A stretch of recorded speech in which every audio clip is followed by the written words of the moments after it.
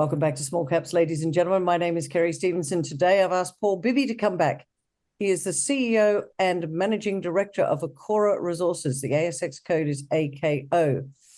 Now, I spoke to Paul a month ago, and there was pretty exciting news about the green steel potential of the project. It's a project in Madagascar. It's iron ore, but it is massive. Now, they've got more news out where they have continued to boost the resource numbers and define that green steel zone at their project, Bekisopa. Paul, great to have you back again.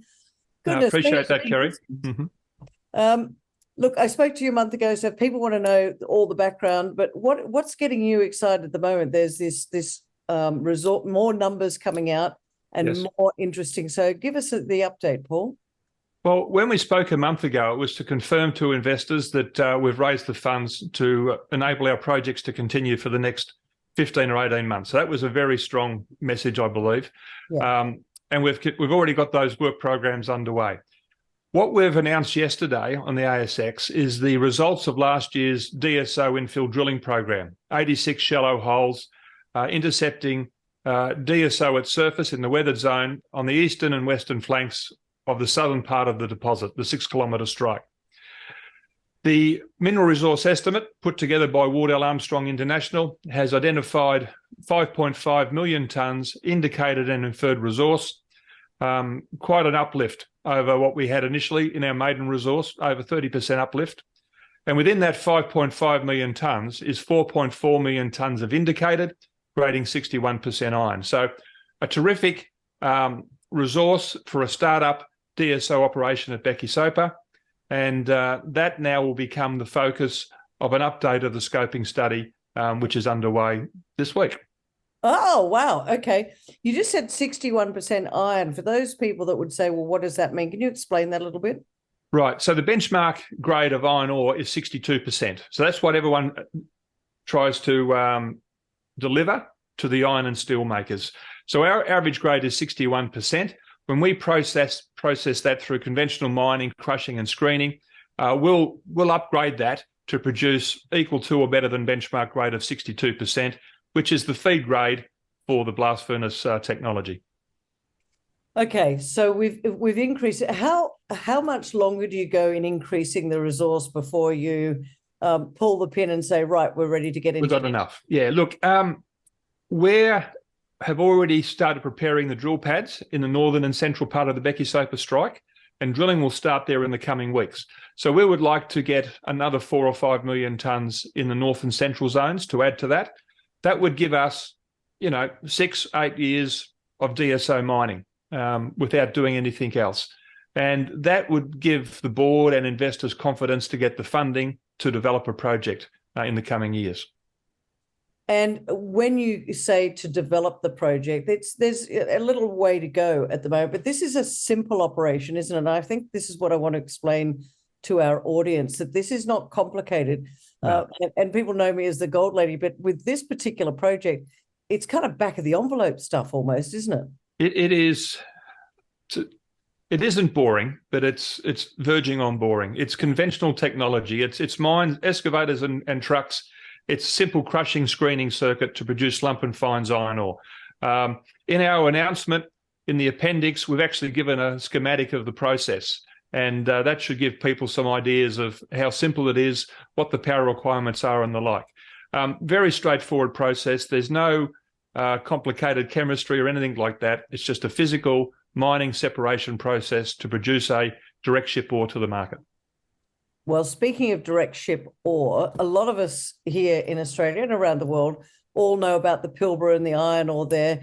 You're in Madagascar. Mm-hmm. So I want to find out, sort of from a jurisdiction point of view and a market point of view, what's different about being where you are? Okay, so Madagascar is off the east coast of South Africa. Yep. Directly below almost India. So I think 4,000 or 5,000 kilometres of shipping to there. Australia to China and Asia are numbers like 8 and 10, I think, 1,000. So relatively short distance to the Indian market. India is currently producing around 130 million tonnes of steel a year.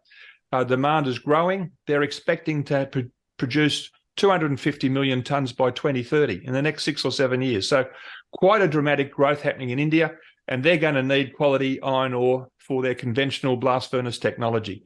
But down the track, they'll also be introducing green steel technology, and they'll be after the concentrate that we could also produce out of Bekisopa. The other market that's nearby is the Middle East. The Middle East has an abundance of gas, and they are already producing high-grade direct reduced iron pellets, taking the concentrate, agglomerating it, fusing it together as a higher grade feed material, 67+% iron, for the blast furnace or for electric arc furnaces. So 2 nearby markets to Madagascar. Paul, explain green steel to us, if you could, because we're all talking about the new green economy and the green technology, etc. But what is green steel? Green steel. Okay. So the conventional iron and steel process that we all have known about and maybe got taught at school is the blast furnace. Mm-hmm. Blast furnace, you feed in iron ore and coking coal, heats up. The coking coal removes the oxygen from the iron ore, iron plus oxygen, and produces a higher grade iron product and removes the impurities. In doing that, there's significant CO2 emissions. Around 7 or 8% of the world's greenhouse gases are from the carbon dioxide and the like from the blast furnace. So to move to net zero, the steel industry has to remove itself from the reliance on fossil fuels, coking coal, and move to greener technologies like hydrogen, but also have the steel making process, the electricity and the heat and the energy come from renewables, so solar and wind. So to be truly green, you need solar and wind and batteries to fire the steel-making technology, use hydrogen as a reductant to produce your high-grade iron and your steel products. But to do that, you need a higher-grade iron feed material. And that's the concentrate from Bekisopa that we spoke about in our announcement yesterday, 69% iron concentrate, very low impurities. The hydrogen can heat that up and transform it from a solid rock into molten iron, with low impurities, and that's what's called green steel. But why your particular project can it be green steel? Sorry, maybe I'm not catching on. Okay, so there's a number of magnetite projects in operation around the world, producing high-grade concentrates, and there's also a number of magnetite projects in development like ours in Australia, in Africa, and elsewhere in the middle and in the Eastern European countries, for example. These projects can produce a concentrate grading 65 to 68 or 9% iron with varying degrees of impurities. So some of them will be sought after for the green steel because of the ability to make molten iron, but also remove the impurities. Existing iron ore is very difficult to upgrade and won't necessarily be able to be upgraded in an economical manner to produce a high enough grade with low enough impurities for the green steel technology as we know it today. So do you start with the general direct shipping ore and then move into the green steel? Is that That's the plan. So the strategy for Bekisopa is to mine the at-surface weathered zone and the outcropping iron ore, the outcropping rocks which aren't in this resource because they are above the ground. They're grading 65 and 66% iron.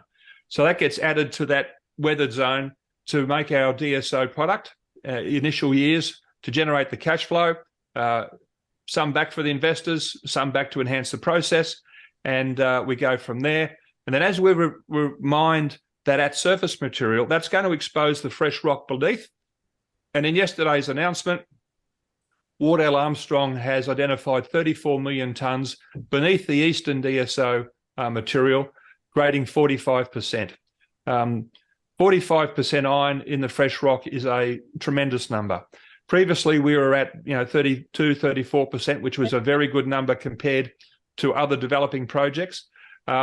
Projects in operation today and in looking at their development, they have iron head grades of 15 to 25, maybe 30%. So to have a grade of 45% as your starting material means we only need to mine 1.7 tonnes of that to make a tonne of product. So therefore, we need less capital equipment, less power, lower operating costs overall to produce that high quality 69% iron concentrate very low silica and alumina. Speaking of processing and all that fun stuff and power and infrastructure, and by the way, Paul, I know it's kind of putting the cart before the horse in a way of me asking these questions, but I think it is important. You're on Madagascar. We're in exploration stage at the moment, but then developing and mining. Yes. Is there infrastructure around you? Is that going to be challenging as you go forward into the development and then into mining? More often than not, mines are in remote locations, and that's no different for Bekisopa in south central Madagascar. Yeah. The nearest, village of any size is 25 kilometres away, 150, 200 people. There are no roads. There's no power lines. So we're going to have to do the lot. We're looking to do power from solar. There's currently several solar fields across Madagascar.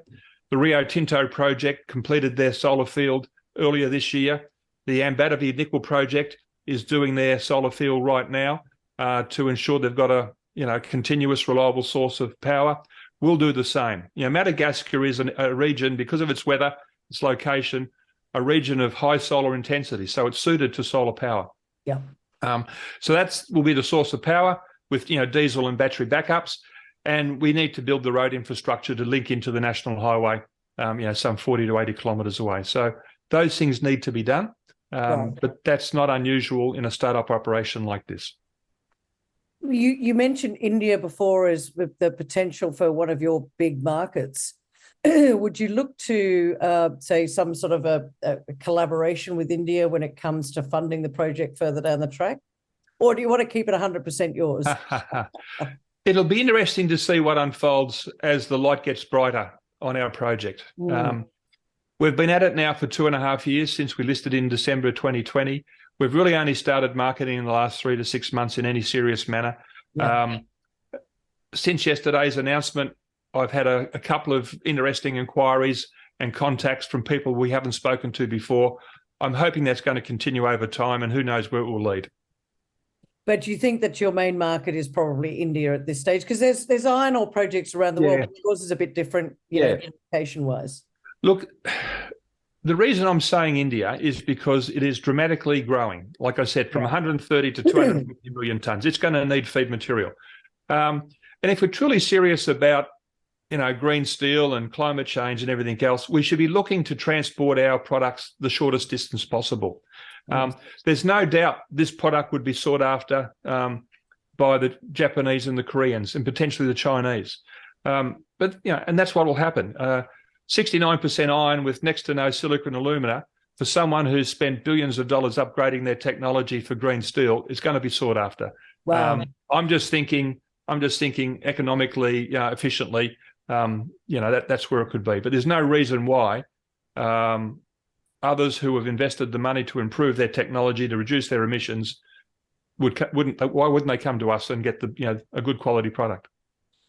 What's the news flow going forward? I mean, as you said before, the last time I spoke to you was when you'd done the capital raise. Yeah. Now we're talking about this increase. Yep. Can you give us some news flow? Because I want short term, but I also want bigger picture in terms of, it sounds really exciting when you've got a 5 million tonnes direct shipping ore and you're looking at sort of about $100 a tonne. The numbers are very strong, but I want to find out time frame and news flow. Okay. So we announced yesterday the upgraded mineral resource for the DSO and this area of very high grade green steel. Those numbers are already going into upgrading of the scoping study this week with Wardell Armstrong, and that should be finished in September of this year. And we'll be able to talk about production profiles going forward, capital and operating costs potentially for the mine and process and rail and port, for example. So they're important numbers that investors want to understand. Exactly. In parallel with that, we'll be starting drilling at Bekisopa's 6-kilometre strike in the north and central zone in the coming weeks. The drill pads are almost complete. So there's another drilling campaign underway, 800 or so metres, to get more DSO to increase the life of that first startup phase on DSO. And we're also arranging for a helicopter to come in from South Africa to Madagascar to do an airborne magnetic survey on our Satricala project. That's 40 kilometres closer to the port than Bekisopa. Okay. There's about 30 kilometres, we believe, of potential iron ore strike, Bekisopa 6. So we're going to do an airborne magnetic survey on that and understand the magnetic anomaly there. So there's potentially a very significant iron ore body, very similar to Bekisopa, 40 kilometres away. While that helicopter's in country, we also go to our East Coast project at Tra Marina, a classic banded iron formation, 16 kilometres from the ocean, and understand exactly what that anomaly looks like so we can do some exploratory drilling there in the coming years. Once the magnetic anomaly work is done, the airborne survey, we will do 1,000 metres of drilling at Satricala to confirm what the magnetic anomaly tells us. And potentially we've got two projects 40 kilometres apart, able to produce DSO and able to produce green steel going forward. But Bekisopa is the one that you'll develop and Correct. get into production and Yes. therefore have the revenue, Yes. which will then help to develop these other ones. Is that correct? Correct. So the strategy that we have is that the mining the near surface DSO will generate the funds, the cash flow to pay back the capital for mining, processing, transporting, and then enhance the process for additional tons or for additional equipment, crushing and grinding magnetic separation technology to produce the high-grade green steel concentrate at Bekisopa.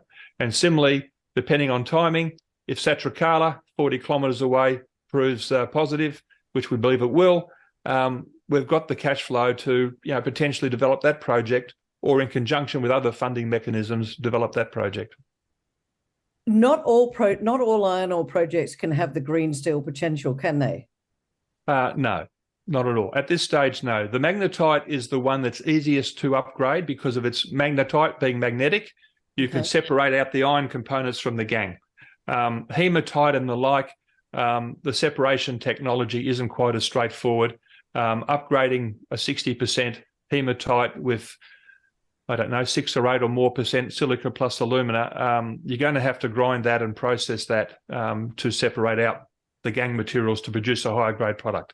I'm sure it can be done, but that's not what people are focusing on at the moment. They're focusing on the magnetite projects existing in development, like I said, here in Australia and overseas, and our project in Madagascar, as being the source, the preferred source for the green steel high grade concentrate.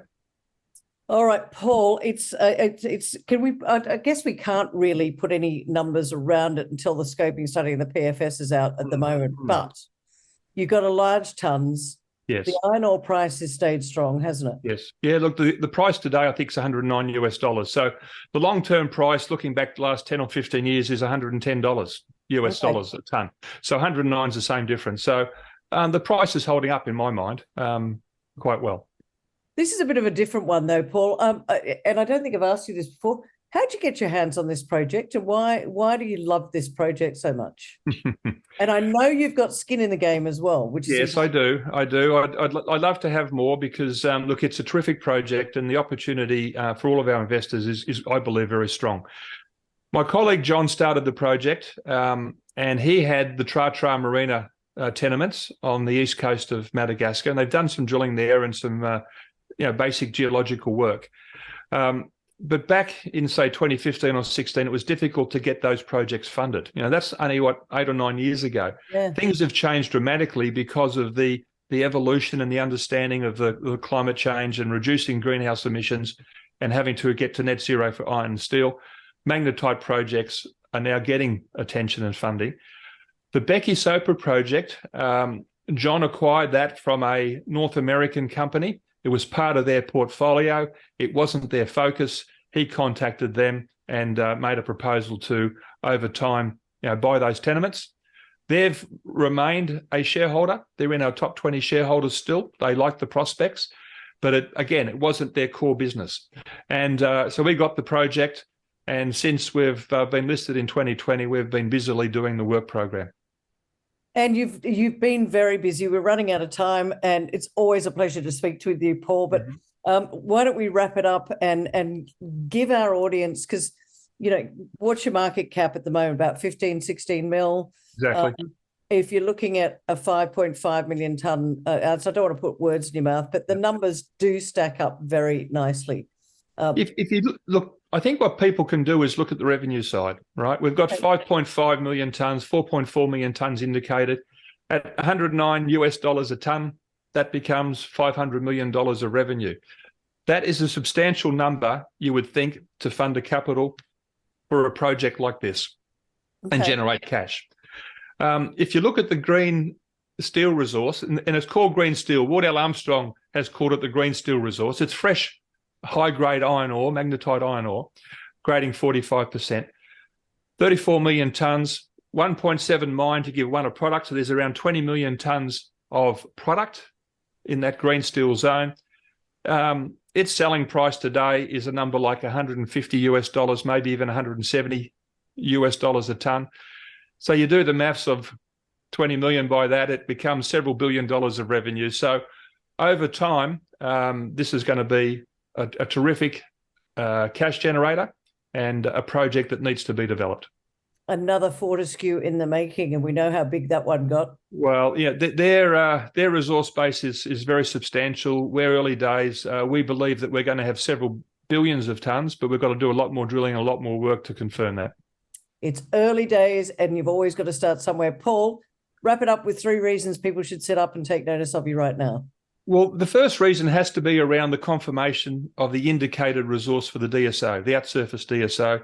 That gives us the confidence for a low capital and operating mining and processing project at Bekisopa, generating good cash flow. The second reason is the green steel future. The iron and steel industry has to transition towards net zero. They're going to need the high-grade material. At Bekisopa, yesterday's announcement said 69% iron concentrate. The purest you can get is about 71. Wow. So 69 is a good number, and very low silica and alumina. So it's going to be sought after for the iron and steel industry going forward. The third one has to be around the potential for this project, like a number of others in the exploration stage.